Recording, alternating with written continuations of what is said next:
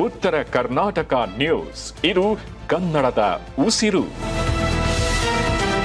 ಮಳೆ ಕೊರತೆಯಿಂದ ಆತಂಕಗೊಂಡಿರುವ ಚಿಂಚೋಳಿ ತಾಲೂಕಿನ ಗಾರಂಪಳ್ಳಿ ಗ್ರಾಮದ ಮಹಿಳೆಯರು ಉತ್ತಮ ಮಳೆಯಾಗಲೆಂದು ಸಂಪ್ರದಾಯಬದ್ಧವಾಗಿ ಕಪ್ಪಿಗೆ ಪೂಜೆಯನ್ನು ಸಲ್ಲಿಸಿ ವಿಶೇಷ ಪ್ರಾರ್ಥನೆಯನ್ನ ನಡೆಸಿದ್ದಾರೆ.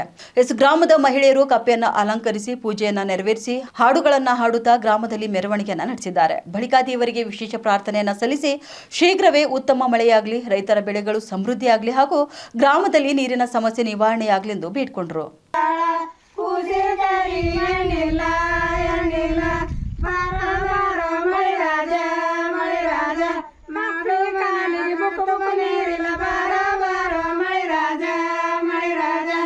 ದನ ಕರುಗಳಿಗೆ ನೀರಿನ